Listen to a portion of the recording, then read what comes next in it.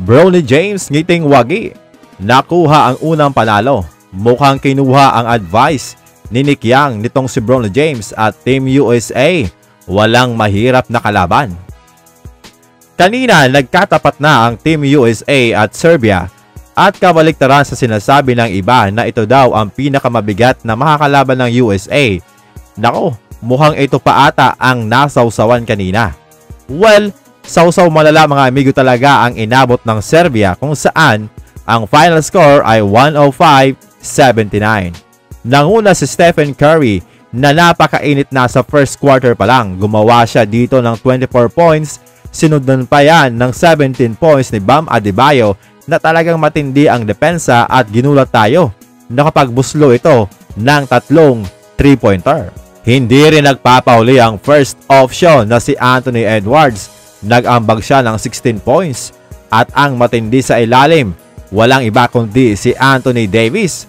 Gumawa siya ng 7 points, 6 rebounds at 6 na blocks. Solo ni AD ang block party mga amigo para dito sa Team USA. At syempre si LeBron ay nag-ambag din ng 11 points mga amigo. Samantalang ang Serbia naman ay pinangunahan ni Nikola Jokic with 16 points at 11 rebounds. Mukhang nagkakaamuyan na ang magkaka-teammate mga amigo, kaya naman napaka-smooth ang naging play ng Team USA. Kapag ganito lahat kumakamada, nako, mahirap mapigilan ito mga amigo.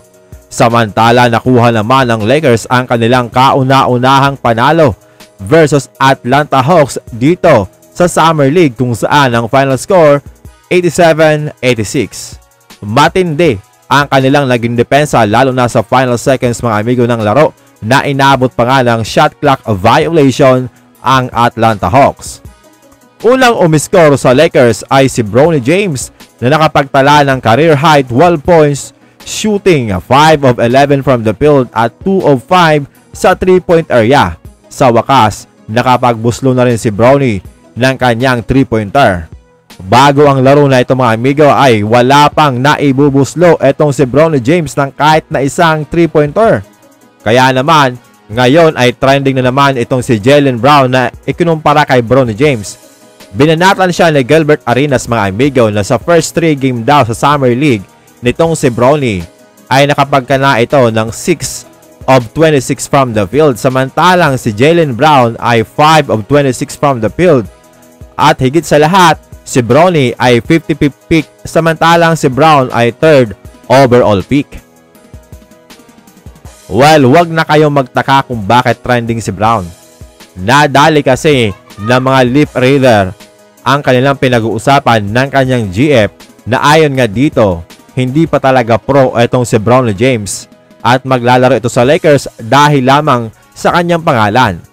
Bumawi naman ito sa kanyang Twitter post at pinuri si Bronny James. Kaso galit na ang mga fans dito kay Jaylen Brown. Sinabi ni Bronny James sa interview na kinalimutan niya ang lahat ng kanyang naiminti sa tira, pati na ang kanilang mga talong laro at nag-focus lamang siya sa kanyang laro mga amigo. Kaya ngiting wagi itong si Bronny. Nabasa ata ang post ni Nick Young na mag-enjoy lang sa laro at hayaan kung magmintis at pasasaan ba ay makakapasok din ang kanyang mga tira.